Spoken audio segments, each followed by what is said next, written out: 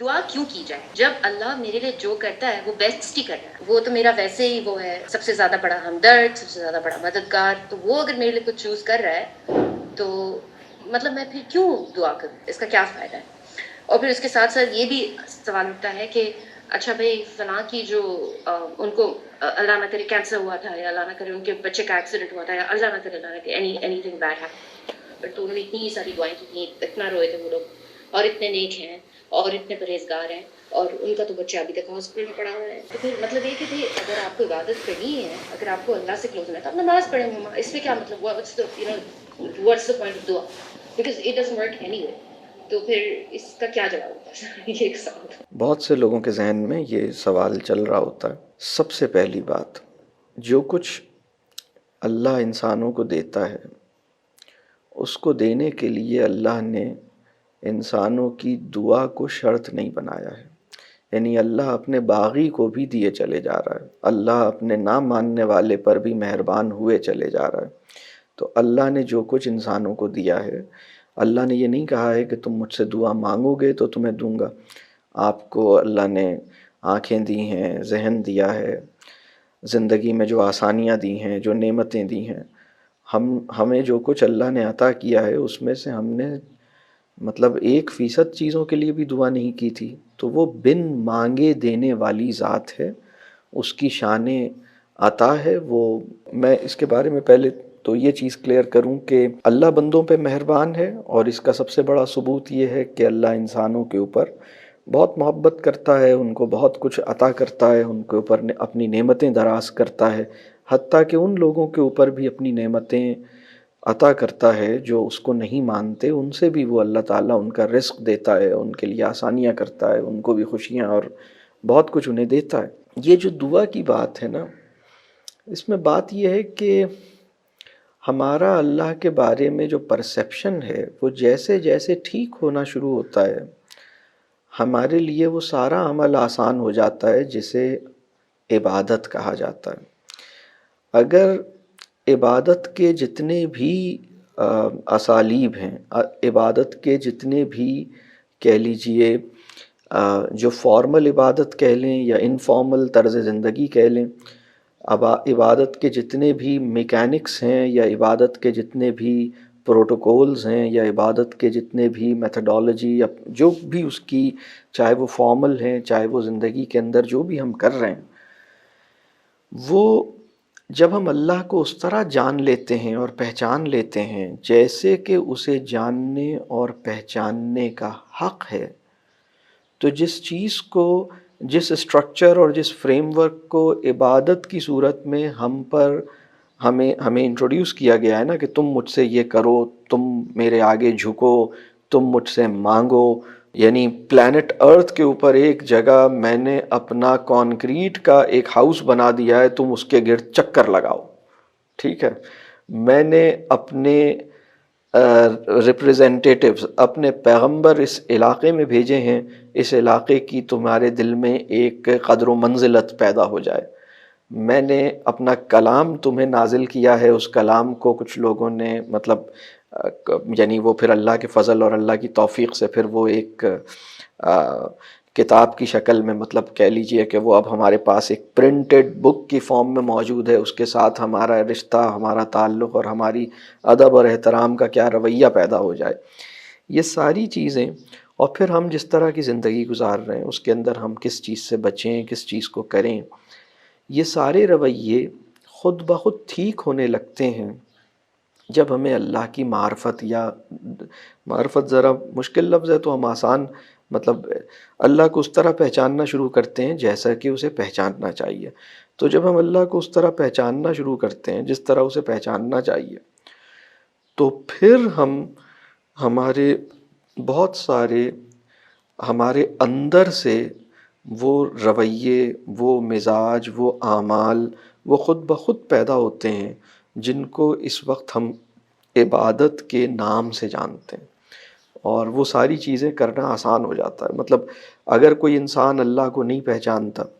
اور وہ یہ سوال کر سکتا ہے نا، یعنی یہی سوال جو دعا سے متعلق بچے نے کیا ہے، وہ یہی سوال رکوع اور سجدے سے متعلق بھی ہو سکتا ہے. بھئی اللہ تو اتنا بڑا بادشاہوں کا بادشاہ ہے، اور وہ کیا اتنا اگر مجھ پہ مہربان ہے تو مجھے کیوں چاہتا ہے کہ میں اس کو رکوع کروں اور میں اس کو سجدہ کروں اور میں سجدے میں اس کی تعریف کروں اور میں رکوع میں اس کی تعریف کروں اور میں اس کے ساتھ مطلب جیسا یہ سوال دعا سے متعلق ہے، یہی سوال ہر عبادت کی، ہر کہہ لیجئے کہ جو بھی فارم ہے، یعنی عبادت کی کچھ اسٹرکچرل فارمز ہیں نا، اور عبادت کی کچھ نان اسٹرکچرڈ پوری فارم ہے، یعنی نماز، روزہ اور زکوٰۃ، یہ کچھ شکل ہے، لیکن لوگوں کو دیکھ کے مسکرانا، لوگوں کے ساتھ خوش ہو کے ملنا، لوگوں کی مہمان نوازی کرنا، لوگوں سے محبت کرنا، انسانوں کے کام آنا اور اپنی زندگی کی چوائسز کو ٹھیک کرنا، اپنی خواہش اور اپنی خواہشات کو ریویو کرنا کہ خواہشات ٹھیک ہیں یا نہیں ہیں، تو یہ بھی عبادت کا جو کل دائرہ ہے وہ پوری زندگی ہے، اور اس کے اندر یہ ساری چیزیں بھی شامل ہیں۔ جو کچھ بھی اللہ نے ہم سے طلب کیا ہے اس کو پیش کرنا اس وقت آسان ہوتا ہے جب ہم اللہ کو اس طرح پہچاننے کے قابل ہوں جیسے کہ پہچاننے کا حق ہے، یا اس سفر میں ہم سیریس ہو جائیں۔ اب یہ بھی بہت بڑا دعویٰ ہے کہ کیا میں نے اللہ کو اس طرح پہچان لیا جیسے پہچاننے کا حق ہے، تو یہ بہت بڑا دعویٰ ہے، لیکن ہم اس پاتھ پہ چلنا شروع کر دیں یا اپنی قوت سے دوڑنا شروع کر دیں تو یہ کام آسان ہو جاتا ہے۔ پھر انسان کو یہ سمجھ آتا ہے، اچھا اگر یہ بات نہیں سمجھ میں آئی ہو، انسان اللہ کو نہیں پہچانتا اور اس کی کوشش بھی نہیں کر رہا، تو بس وہ پھر ایک سجدہ، اس کو ایک کام محسوس ہوتا ہے۔ اچھا ایک اور بات بتاؤں، اللہ سے تعلق اور اللہ سے محبت کا ایکسپیرینس ہماری سمجھ میں آ سکے، اس کے قابل بنانے کے لیے اللہ نے ہمیں انسانوں سے محبت اور انسانوں سے تعلق کا تجربہ عطا کیا ہے۔ انسانوں سے تعلق اور انسانوں سے محبت کے تجربے کو آپ ذرا سوچئے کہ کیا کیا چیزیں اس کے اندر ہوتی ہیں۔ آپ جسے چاہتے ہیں، آپ کی خواہش ہوتی ہے کہ وہ بھی اپنی چاہت کا اظہار آپ سے کرے۔ آپ جسے چاہتے ہیں، آپ چاہتے ہیں کہ مطلب اس کو ایک دفعہ اس بات کا یقین دلا دینے کے بعد کہ مجھے تم سے محبت ہے، کتنی دفعہ آپ کے اندر یہ تسلی نہیں ہوتی اور آپ کہتے ہیں کہ بھائی حالانکہ میں نے اسے کہہ دیا تھا کہ مجھے تم سے محبت ہے، لیکن دوبارہ ایک دفعہ پھر ایک جذبہ پیدا ہو رہا ہے اور دوبارہ سے کوئی ایسا ایکسپریس کروں، باڈی لینگویج سے بھی ایکسپریس کروں، اپنی زبان سے بھی ایکسپریس کروں، اپنے عمل سے بھی ایکسپریس کروں، اور مجھے یہ ایکسپریس کرنے میں خوشی محسوس ہوتی ہے کہ میں اس انسان کو یہ بتانا چاہتا ہوں کہ تم میرے لیے کتنے اہم ہو۔ کبھی میں اپنی زندگی کی پرائیورٹیز میں اس کو پرائیورٹی دے کے یہ بات بتاتا ہوں، کبھی میں اس کا انتظار خوشی سے کر کے یہ بات بتاتا ہوں، کبھی میں اس کی خاطر اپنے آرام کو چھوڑ کے اسے یہ بات بتانے میں کامیاب ہوتا ہوں، کبھی میں سمپلی یہ اسٹیٹمنٹ شیئر کرتا ہوں کہ آئی لو یو سو مچ یا آئی مس یو۔ یہ جملہ کبھی کبھی، اور یہ جو آئی مس یو کا جملہ ہے، یہ میری اپنی سیٹسفیکشن کا سامان میرے اندر پیدا کرتا ہے۔ تو انسانوں سے تعلق کے اندر انسان کے لیے آپ سوچیں نا کہ وہ افیکشن کو کس کس انداز سے ایکسپریس کرتا ہے، کس کس انداز سے اپنی افیکشن اور اپنے جذبہ افیکشن کا یقین سامنے والے کو دلاتا ہے۔ پھر وہ یہ بھی چاہتا ہے، وہ اس بات کا بھی طلبگار ہوتا ہے کہ اس کا محبوب اس سے بھی اپنی افیکشن کا اظہار کرے، اور یہ ساری چیزیں انسان کی سائیکی کے اندر رکھی ہیں۔ اللہ سے تعلق میں بھی بات یہ ہے کہ جب انسان اللہ کو پہچانتا ہے، انسان یہ چاہتا ہے کہ اللہ کو پکارے۔ دعا جو ہے اس کے اندر سب سے جو اس کا بنیادی ایسنس ہے وہ یہ ہے کہ تم خوشی کی حالت میں یا پریشانی کی حالت میں پکارتے کس کو؟ یعنی انسان کے اندر کسی کو پکارنے کی ایک احتیاج انسان کی فطرت میں رکھی گئی ہے۔ کبھی ایسا ہوتا ہے کہ بلکہ آپ کے بچے جو ہیں وہ کچھ کھیل رہے ہیں اور تھوڑی دیر کے بعد انہیں احساس ہوتا ہے کہ ان کی یعنی اگر وہ آپ سے محبت کرتے ہیں تو ان کی خواہش ہوتی ہے کہ میں اتنی مزیدار ایکٹیویٹی کر رہا ہوں، امی کو تو پتہ ہی نہیں ہے کہ میں کیا کر رہا ہوں، تو امی کو آواز دیتے ہیں اور کہتے ہیں کہ آپ بھی آ جائیں، آپ بھی دیکھیں، اور آپ کہتی ہیں کہ بھائی مجھے پتہ ہے میں دیکھ رہی ہوں۔ اور اگر آپ کی کوئی ایسی جگہ ہو، کوئی ونڈو میں سے آپ کا بچہ نظر آ رہا ہو، تو آپ اسے کہیں میں ونڈو سے دیکھ رہا ہوں، تم مستقل میری نظر میں ہو، تو بھی وہ بچہ کہے گا کہ ٹھیک، وہ بار بار ری انشور کرے گا، وہ بار بار آپ کو، بلکہ وہ کہے گا کہ آپ وہ کھڑکی میں سے نہیں دیکھیں، آپ ادھر ہی آ جائیں، تھوڑی دیر مجھے دیکھیں۔ تو وہ جو ایک اپنے بیلوڈ اور اپنے محبوب کے ساتھ جس درجے کا تعلق اور جس درجے یعنی اس کو پکارنا ہے کہ میں جو کچھ کر رہا ہوں اس کو دوبارہ پکاروں، خوشی کی حالت میں بھی پکارتا ہے، تکلیف کی حالت میں بھی پکارتا ہے. تو یہ انسان کے اندر کسی کو پکارنا جو ہے نا، کسی کو پکارے، مشکل میں بھی پکارتا ہے، آسانی میں بھی پکارتا ہے، خوشی میں بھی پکارتا ہے. خوشی میں جب پکارتا ہے تو وہ شکر کا کلمہ بن جاتا ہے، تکلیف میں پکارتا ہے. تو وہ جو پکارنا ہے نا، اصل میں دعا انسان سب سے زیادہ جس کو پکارے. اب یہ اس میں بہت اہم بات ہے کہ ہمیں سب سے زیادہ کس کو پکارنے کی ضرورت محسوس ہوتی ہے. ہم بیمار ہوتے ہیں تو ڈاکٹر کو پکارتے ہیں، تو ٹھیک ہے ڈاکٹر کو پکارنا منع نہیں ہے، لیکن ڈاکٹر سے زیادہ ہم کس کو پکارتے ہیں؟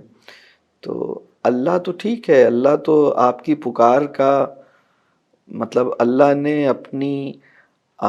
آپ کو جو کچھ اسے دینا ہے اس کے لیے آپ کی پکار کو اس نے کنڈیشنل نہیں کیا ہے. وہ تو اس انسان کو بھی اللہ تعالیٰ تو اس انسان کو بھی دے رہا ہے جو اسے نہیں پکارتا، اور جو اسے پہچانتا ہی نہیں اور کچھ بھی نہیں سمجھتا، جو اس کو مانتا ہی نہیں ہے، اس کو بھی دیتا ہے. لیکن اللہ کو پکارنے کے نتیجے میں جو ہمارا مرتبہ ہوتا ہے، ایک اور بات ہے نا، اتنی عظمت والی ذات کے قریب آنے کی کوشش. انسان کو جب یہ بات سمجھ آتی ہے نا وہ ذات کتنی بڑی ہے، اور اس ذات کے قریب آنا مطلب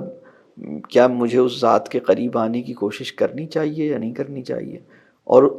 اس کے قریب یعنی اس نے اپنے قریب آنے کی اجازت مجھے دی ہوئی ہے، اس نے اپنے قریب آنے کا طریقہ مجھے سکھایا ہوا ہے.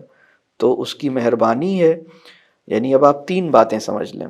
وہ مجھے اس صورت میں بھی عطا کرتا ہے جب میں اس سے دور ہوتا ہوں، جب میں اسے بھول جاتا ہوں.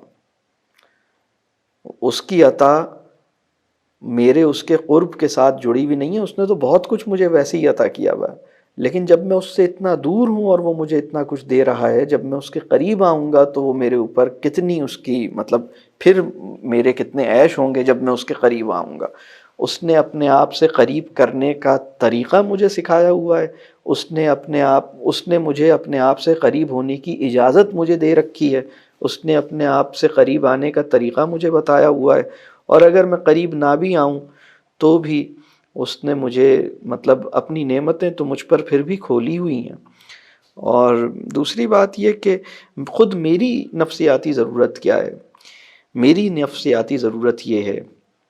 کہ میں اپنے سے زیادہ بڑی ہائر اور گریٹر ایتھارٹی کی پریزنس میں اپنی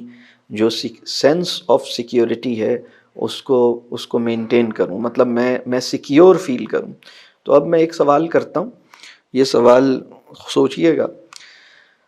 اگر آپ جس ملک میں رہتے ہیں، آپ کو ایک لمحے کے لیے پتہ لگے کہ اس ملک کے اندر جو گورنمنٹ ہے، اسٹیٹ ہے، آپ کو یہ پتہ لگے کہ وہ ختم ہو گئی ہے، اور اب پورا جو کنٹری اور پوری جو اسٹیٹ ہے وہ اس وقت بینکرپٹ ہو گئی ہے، اکنامکلی بھی وہ بالکل کولیپس کر گئی ہے، اور اس کی کوئی اسٹیٹ کے پاس پاور نہیں رہی ہے، اور اسٹیٹ بالکل کرمبل کر گئی ہے، بالکل ختم ہو گئی ہے، اور اب اس وقت کوئی گورننس اس کے اندر موجود نہیں ہے. اب میرا ایک کویسچن ہے، وڈ یو فیل سیکیور یا وڈ یو فیل انسیکیور؟ آپ انسان کی نفسیاتی ضرورت یہ ہے کہ انسان جس جگہ پر بھی ہوتا ہے ایک ہائر ایتھارٹی اور ایک کسی سسٹم کے اندر، کسی ایک بڑے ماحول کے اندر، کسی طاقت اور قوت کی ایک بڑی پریزنس کو وہ اپنے لیے بڑا ایک بلیسنگ سمجھتا ہے، اور اس کی پناہ میں اپنے آپ کو وہ سوچتا ہے کہ ہاں ٹھیک ہے، الحمدللہ میں ایک ایسے کنٹری میں ہوں جہاں کوئی اگر میرے ساتھ زیادتی کرے گا تو there is a rule of law. I can go to the جج، I can go to the governor and I can narrate my problem. میں مجھے اپنا پرابلم کسی کو بتا سکتا ہوں. تو یہ ایک چھوٹے درجے پر انسان کو جو زمین کے اوپر ایک گورننس قائم ہوتی ہے، ایک اسٹیٹ قائم ہوتی ہے، اسٹیٹ کی مشینری ہوتی ہے، اس کا لا ہوتا ہے، اس کے اندر ایک لا انفورسمنٹ ہوتی ہے، اس کے نتیجے میں انسان کیسا اپنے آپ کو محفوظ تصور کرتا ہے. اور وہ جو نظام کائنات کو چلانے والی ایک ہستی ہے، فاطر السماوات جو ہے، جس نے میری فطرت کو ڈیزائن کیا ہے، اس کے ساتھ جڑنے اور اسے پکار سکنے، اور مطلب میرے اندر، میری نیچر کے اندر رکھا گیا ہے کہ انسان اپنے سے زیادہ بڑی اتھارٹی کو اس سے کنیکٹ کرے، اس کے ساتھ ایک زندہ تعلق محسوس کرے، اس کو پکار سکنے کی پریویلیج کو ایکسپیرینس کرے، اس کو پکارنے کے نتیجے میں اپنا احساس تحفظ، اپنے آپ کو سیکیور فیل کرے۔ یہ انسان کی فطرت کو ایسا بنایا گیا۔ یہ جب میں نے ساری بات کی نا کہ اللہ کو پہچان لینے کے بعد، مسئلہ یہ ہوتا ہے کہ جب ہم اللہ کو پہچانتے ہی نہیں نا، مطلب ہمیں لگتا ہے کہ اچھا یہ مطلب اس دنیا کا آرڈر جو چلا رہا ہے وہ ہم جب اس کو نہیں پہچان پاتے تو پھر ہمارے ذہن میں جو ہوتا ہے کہ چلیں فلاں چیز اس کا آرڈر چلا رہی ہے۔ میں ایک اور آپ کو چلیں، یہ تو گورنمنٹ کی میں نے امیجنیشن کروائی نا، ایک لمحے کے لیے امیجن کریں کہ گوگل جو ہے وہ کولیپس کر جاتا ہے، آپ کو پتہ لگے کہ Google is no more, everything, Gmail, Google, everything is ختم، بالکل اب کچھ نہیں، کوئی ڈیزاسٹر آیا سب کچھ زیرو، کمپلیٹ زیرو، جو بھی آپ کا ڈیٹا جی میل پہ تھا، گوگل پہ تھا، گوگل ختم ہو گیا سپوز، تو آپ لوگ کتنا ولنریبل، کتنا انسیکیور محسوس کریں گے نا۔ آپ کہیں گے میں نے آر جے ڈالا تھا گوگل کلاس روم میں، وہ بھی چلا گیا، میرا اسائنمنٹ بھی، سب کچھ ختم ہو گیا، گوگل میں پکچرز بھی تھیں، کانٹیکٹس بھی تھے، سب کچھ ختم، انٹرنیٹ ختم ہو گیا، اب آپ کو کیسا محسوس ہوگا؟ تو یہ جو اللہ ایک جو بہت بڑی اتھارٹی ہے، اس ذات نے جس نے سارے، جس کے جو الحی القیوم ہے، جس نے ہر چیز کا احاطہ کیا ہوا ہے، حتیٰ کہ انٹرنیٹ کا بھی احاطہ کیا ہوا ہے، حتیٰ کہ گوگل کا بھی احاطہ کیا ہوا ہے، میرے اور آپ کا بھی احاطہ کیا ہوا ہے، یعنی اس نے مجھے اجازت دی کہ میں اسے پکاروں، اس نے مجھے اجازت دی کہ اس کے قریب آؤں، اس نے اپنے قریب آنے کا طریقہ مجھے سکھایا، اور اس نے مجھ پر،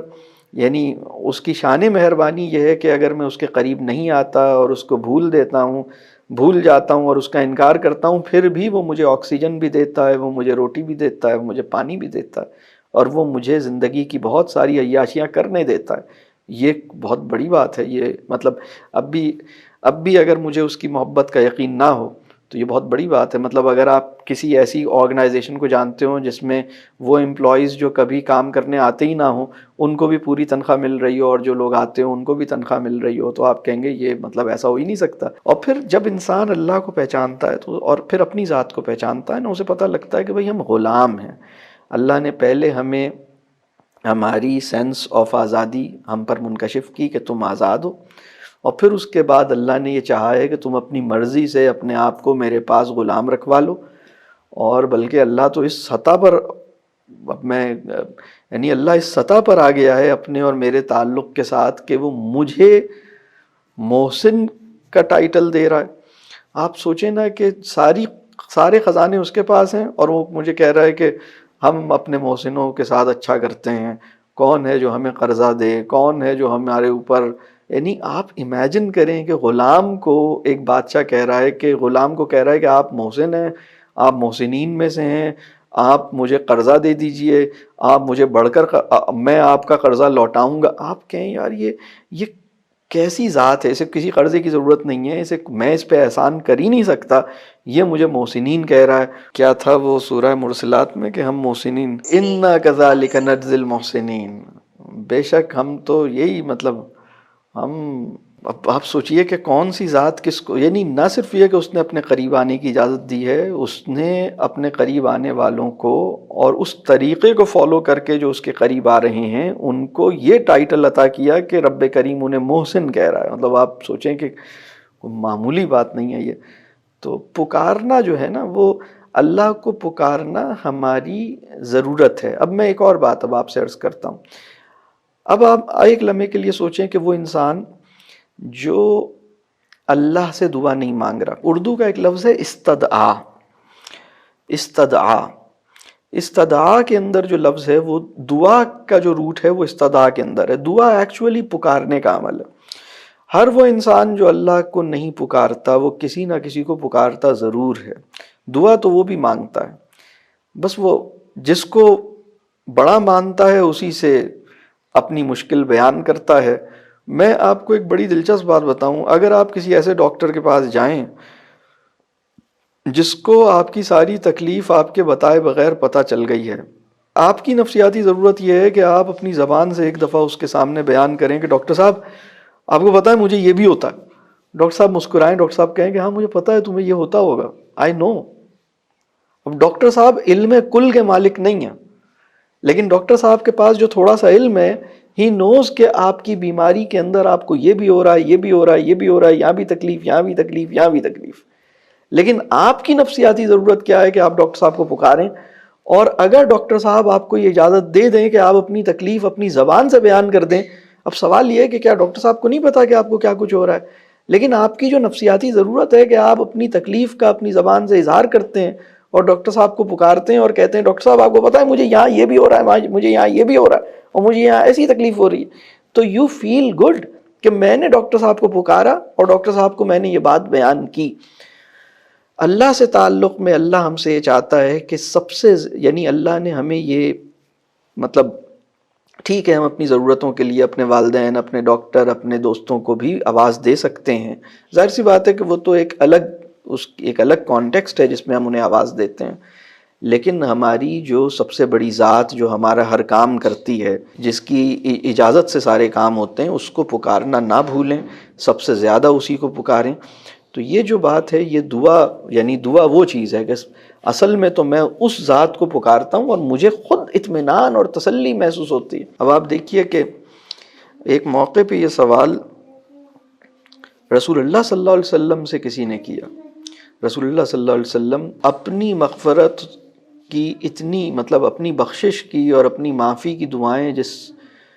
شدت سے اللہ تعالیٰ سے مانگی تو مانگے جاتے تھے, تو بعض صحابہ کو اس بات پہ تھوڑا سا تعجب ہوا اور بعض صحابہ نے پوچھا کہ یا رسول اللہ صلی اللہ علیہ وسلم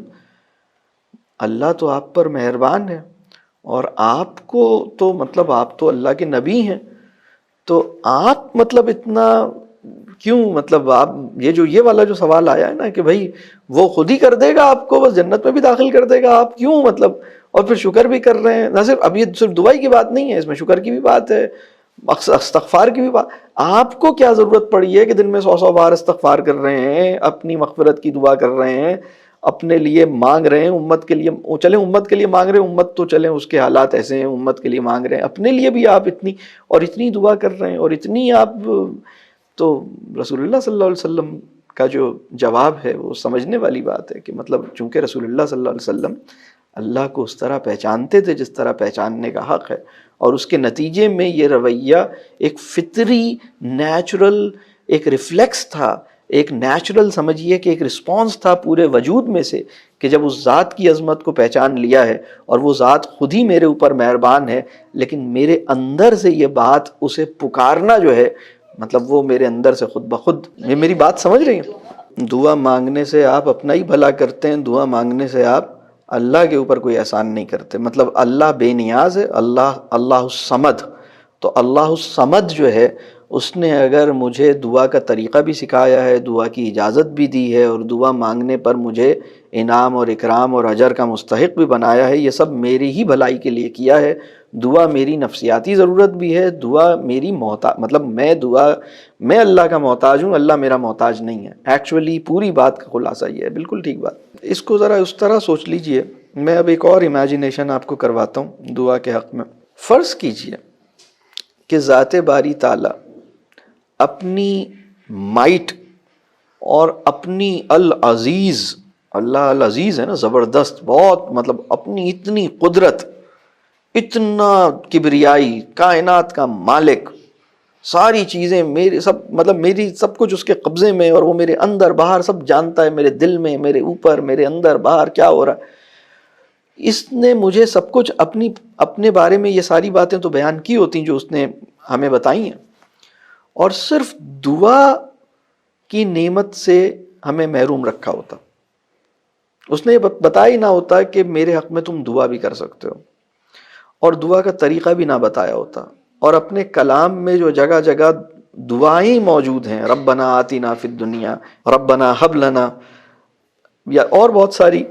دعائیں ہیں, وہ نہ ہوتی. تو اب آپ ایک لمحے کو سوچئے کہ کیا انسان اپنی عقل سے یہ بات سمجھ سکتا ہوتا کہ اتنی بڑی ہستی کے آگے میں دعا کرنے مطلب میں آپ سے یہ عرض کروں کہ بہت انسانوں کا یہ گمان ہوتا ہے کہ شاید دعا اللہ کے حضور گستاخی ہے،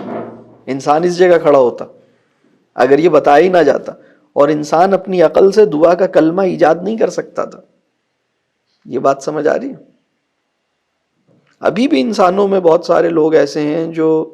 اللہ کو کسی واسطے سے پکار رہے ہوتے ہیں، اللہ کو تو ڈائریکٹ، اللہ نے تو اجازت دی ہے میں اللہ کو ڈائریکٹ پکاروں، میں ہوں اور اللہ، یہ اللہ چاہتا ہے کہ اس طرح پکارا جائے۔ تو اللہ کا یہ انعام ہے کہ اللہ نے دعا کا ایک پورا طریقہ کار مجھے انٹروڈیوس بھی کیا، مجھے سکھایا بھی، مجھے اجازت بھی دی، اور دعا کے طریقے اور دعا کے اسالیب مجھ پہ واضح بھی کیے۔ قرآن کی دعائیں اور رسول اللہ صلی اللہ علیہ وسلم کی دعائیں جو ہمارے علم میں آئی ہیں، وہ اسی لیے ہیں کہ میں اپنے شعور کا استعمال کر کے اسی پیٹرن پہ مزید دعائیں جنریٹ کر سکوں۔ میرا کریٹو پوٹینشل اور میرا اللہ سے تعلق اور میرا پرسنل ایکسپیرینس اسی جیسی اور دعائیں اپنی زبان میں پروڈیوس کرتا رہے۔ یہ بہت اہم بات ہے نا، کہ مطلب اپنی زبان میں اللہ سے مانگنا اور اپنے انداز سے اللہ سے مانگنا، یہ سنت ہے نا۔ مطلب رسول اللہ صلی اللہ علیہ وسلم کو تو پتہ تھا کہ قرآن میں یہ دعائیں ہیں، تو رسول اللہ صلی اللہ علیہ وسلم نے قرآن کی دعاؤں سے ہٹ کر اپنی زبان میں دعائیں کیوں کیں؟ تو آپ سوچیں کہ کیوں کیں؟ اسی لیے کیں تاکہ ہمیں بھی یہ بات سمجھ آئے کہ دعاؤں کا جو اسکوپ ہے اور جو امکانات ہیں، وہ مطلب آپ قرآن کی دعائیں بھی اپنی زبان، مطلب وہ بھی اللہ سے مانگیے، رسول اللہ صلی اللہ علیہ وسلم نے جو کی ہیں وہ بھی مانگیے، اور پھر اپنے ذہن سے، اپنی عقل، اپنی سمجھ کے مطابق اللہ سے مانگیے۔ تو اس پہ سوچئے گا، اس پہ کافی سوچئے گا، اور اس پہ اصل میں ریفلیکٹ کیجئے گا۔ سب سے اہم بات یہ ہے کہ اللہ سے تعلق کی، مطلب اللہ سے میرے تعلق کی نوعیت کیا ہونی چاہیے، اس پہ سوچنے کی ضرورت ہے۔ مالک اور غلام کی جو ٹرمز آف انگیجمنٹ ہیں وہ کیا ہونی چاہیے، اس کو انسان سوچے۔ اللہ آسانی فرمائے۔